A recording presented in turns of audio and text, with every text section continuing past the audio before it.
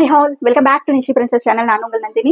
So இன்னைக்கு என்ன விளாக்னா, எனக்கு வந்துட்டு அம்மா பார்த்தீங்கன்னா காலையில் வந்துட்டு நான்வெஜ் கிரேவி கொடுத்துருந்தாங்க. ஸோ மட்டன் கிரேவி கொடுத்துருந்தாங்க. ஸோ காலையில் ஒர்க்கு போகிறதுக்கு முன்னாடி எனக்கு கொடுத்துட்டு போயிருந்தாங்க, மத்தியானத்துக்கு சாப்பிட்டுக்கோன்னு சொல்லிட்டு. ஸோ அந்த கிரேவி இருக்குது. ஸோ நான் என்ன ரைஸ் வைக்கிறதுக்கு பதிலாக காலையில் ஆல்ரெடி அவங்களுக்கு டிஃபன் செஞ்சு பேக் பண்ணி கொடுத்தாச்சு. ஹஸ்பண்ட் போயாச்சு. இப்போ எனக்கு மட்டும் எனக்கு நான்வெஜ்க்கு களி ரொம்பவே பிடிக்கும். ஸோ இன்னைக்கு வந்துட்டு ஈஸியாக களி எப்படி நம்ம வீட்டில் செய்யறது அப்படின்றத தான் பார்க்க போகிறோம். ஸோ உங்களுக்கு என்னோட ஸ்டைலில் நான் எப்படி ஈஸியாக வீட்டில் களி செய்கிறன்றது தான் காட்ட போகிறேன். எல்லாருக்குமே ஒவ்வொரு விதம்ன்றது இருக்கும். ஸோ இன்னைக்கு என்னோட ஸ்டைலில் ராகி களி எப்படி செய்யறதுன்னு பார்த்து வந்துட்டு நான் வந்துட்டு ஒரு அகலமான பாத்திரம் எடுத்து வச்சிருக்கேன்.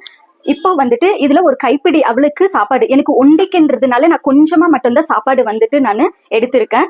இப்போ தேவைக்கேற்ப தண்ணி எடுத்துக்கிறேன். ஸோ நான் மாவோட அளவு பார்த்தீங்கன்னா, ஸோ நியர்லி பார்த்தீங்கன்னா 150 கிராம் அவளுக்கு 2/3 கப்பில் ஒரு கப் அவளுக்கு தான் நான் மாவு எடுத்திருக்கேன். ஸோ இது எனக்கு கரெக்டாக இருக்கும். இப்போ தண்ணி மட்டும் நான் ஊற்றிக்க போகிறேன். நான் இந்த சாப்பாட்டில் வந்துட்டு தண்ணி சேர்த்துக்க போகிறேன்.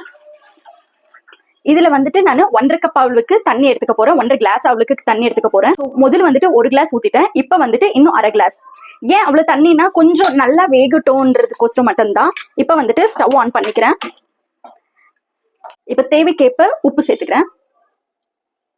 இப்போ பார்த்தீங்கன்னா அரிசியும் தண்ணியும் சாப்பாடு அதுக்கப்புறம் தண்ணி நல்லாவே கொதி வந்துடுச்சு. இப்போ வந்துட்டு ஸ்டவ் வந்துட்டு நான் சிம்ல பண்ணின்னு இந்த மாவை வந்துட்டு கொஞ்சம் கொஞ்சமா இந்த மாதிரி சேர்த்துக்க போறேன்.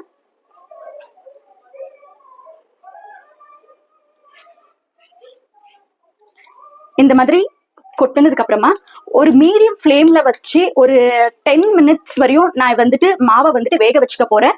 வேக வச்சதுக்கு அப்புறமா களி எப்படி கலர்றன்னு பார்க்கலாம். இப்ப பாத்தீங்கன்னா போட்டு கிட்ட நம்ம ராகி மாவு 10 நிமிஷம் ஆயிடுச்சு. சரிங்களா? 10 நிமிஷத்துக்கு அப்புறம் பாத்தீங்கன்னா தண்ணி எல்லாமே கொஞ்சமா வத்தி இருக்கு. அதுக்கப்புறமா மாவுமே கொஞ்சம் வெந்த மாதிரி இருக்கு. மேல பாத்தீங்கன்னா மாவு அப்படியே இருக்கு. ஸோ நான் என்ன பண்ண போறேன்னா, இப்போ வந்துட்டு கலரி விட போறேன். ஸோ நம்ம வீட்டில் பருப்பு கடையிற மத்து இருக்கும் இல்லைங்களா, நான் அந்த மத்து வச்சு தான் யூஸ் பண்ண போறேன். இப்போ வந்துட்டு மாவு கொஞ்சம் கொஞ்சமா நான் கலரி விட போறேன். ஸோ இந்த மாதிரி ஒரு கிளாத் ஒன்று வச்சுட்டு, ஸோ ஃபர்ஸ்ட் வந்துட்டு தண்ணி பார்த்துக்கலாம். தண்ணி வந்துட்டு இந்த மாவுக்கு இது கரெக்டா இருக்குமா இல்லை எக்ஸஸா இருக்குமான்னு நம்ம இதை பார்க்கும் போதே தெரியும். என்னோட டிப் என்னன்னு பார்த்தீங்கன்னா, நான் எப்பயுமே பார்ப்பேன் இந்த மாதிரி கலரத்துக்கு முன்னாடி கொஞ்சம் வந்துட்டு தண்ணி எக்ஸஸா இருக்குதுன்னு அப்படின்னு நினைக்கும் போது நான் என்ன பண்ணுவேன், இதுல இருந்து கொஞ்சம் தண்ணியை வந்துட்டு ட்ரைன் பண்ணிக்குவேன். ஸோ ட்ரைன் பண்ணதுக்கு அப்புறமா எனக்கு கரெக்டா இருக்கா இல்லை தண்ணி தேவைப்பட்டா அதே ஹாட் வாட்டரை வந்துட்டு நான் கொஞ்சமா யூஸ் பண்ணி திருப்பியும் கலரிக்குவேன். இப்போ கொஞ்சமா நான் தண்ணியை வந்துட்டு ட்ரைன் பண்ணி பார்க்குறேன். ஸோ கொஞ்சமா வந்துட்டு தண்ணியை வந்துட்டு நான் இருத்து வச்சிருக்கேன். ஸோ எப்பயுமே நம்ம வந்துட்டு களி செய்யும் போது சம்டைம்ஸ் கம்மி ஆகலாம், சம்டைம்ஸ் கரெக்டா இருக்கலாம், சம்டைம்ஸ் ஜாஸ்தி கூட ஆகலாம். ஸோ நம்மளுக்கு சொல்ல முடியாது. அதனால வந்துட்டு நான் இந்த ஒரு ஆப்ஷனை வந்துட்டு நான் யூஸ் பண்ணிக்கிறது. ஸோ நான் ட்ரைன் பண்ணதுக்கு அப்புறம் பாத்தீங்கன்னா கரெக்டா வந்துடுச்சு.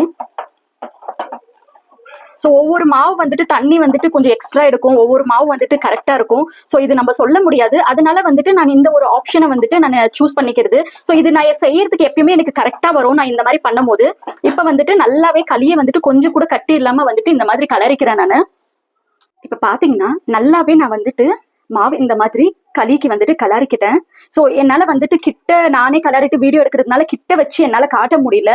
ஸோ அதனால தான் இப்போ கலரிட்டு வந்துட்டு உங்களுக்கு காட்டிட்டு இருக்கேன்.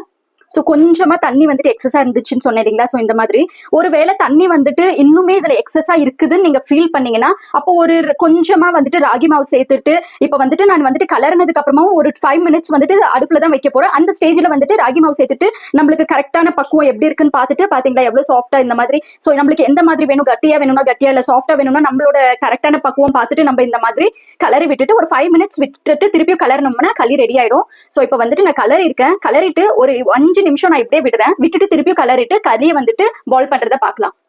இப்ப பாத்தீங்கன்னா 5 மினிட்ஸ் ஆயிடுச்சு நான் வச்சு.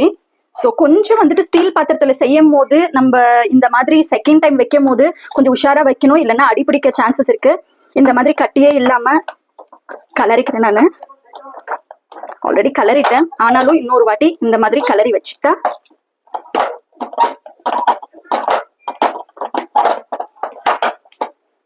அவ்வளவுதான். களி வந்துட்டு ரெடி ஆயிடுச்சு. இப்போ வந்துட்டு இதை பாயில் பண்றதை பார்க்கலாமா.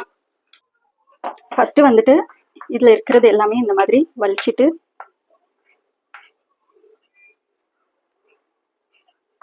களி ஃபர்ஸ்ட் ஆஃப் ஆல் டிஃபிகல்ட்டே இல்லை. ஆக்சுவலி நிறைய பேர் வந்துட்டு களி வந்துட்டு டிஃபிகல்ட்டுன்னு செய்யவே மாட்டாங்க. It is a very easy.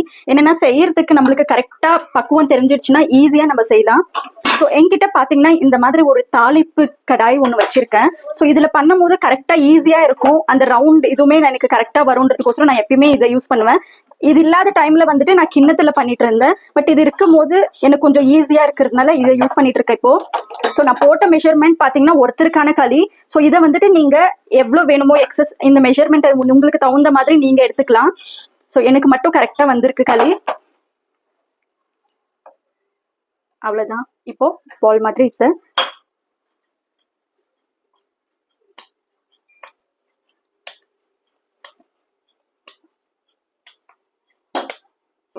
இது இருக்கிறது இந்த மாதிரி கொஞ்சமாக கையில் தண்ணி தெளிச்சுட்டு இந்த மாதிரி உங்கள் வீட்டிலுமே இருந்துச்சுன்னா நீங்கள் யூஸ் பண்ணிக்கலாம். அதே உங்ககிட்ட ரவுண்ட் கிண்ணம் இருந்தாலும் நீங்கள் இந்த மாதிரி பண்ணும்போது ஈஸியாக களி வந்துடும். எவ்வளோ அழகாக வந்துடுச்சு பாருங்க. இதை சர்வ் பண்ணி இப்போ நான் உங்களுக்கு காட்டுறேன். ஸோ இன்னைக்கு என்னோட மத்தியான லஞ்ச் பார்த்தீங்கன்னா சூப்பர் அண்ட் டேஸ்டியான ராகி களி, அதுக்கப்புறமா நான்வெஜ் கிரேவி இல்லைனாலும் வெஜ்ஜில் வந்துட்டு எனக்கு புளி குழம்பு, குருமா குழம்பு, ஸோ இந்த மாதிரி எது இருந்தாலுமே எனக்கு களி பிடிக்கும். ஸோ என்னோட லஞ்ச் சூப்பராக ஒரு 15 மினிட்ஸில் ராகி களி வந்துட்டு நான் செஞ்சுட்டேன். ஸோ கஷ்டம் கண்டிப்பாக ராகி களி யாருமே நினைக்கக்கூடாது. ஸோ நான் வந்துட்டு இது பண்ணி கொஞ்சமாக எடுத்து கூட காட்டுற பாருங்க எவ்வளோ சாஃப்டாக இருக்குது. அவ்வளோதான். ஸோ நான் என்னோட லஞ்ச் என்ஜாய் பண்ணுறேன். தேங்க்ஸ் ஃபார் வாட்சிங். சப்ஸ்கிரைப் பண்ண மறக்காதீங்க பிடிச்சிருந்தா. தேங்க்யூ.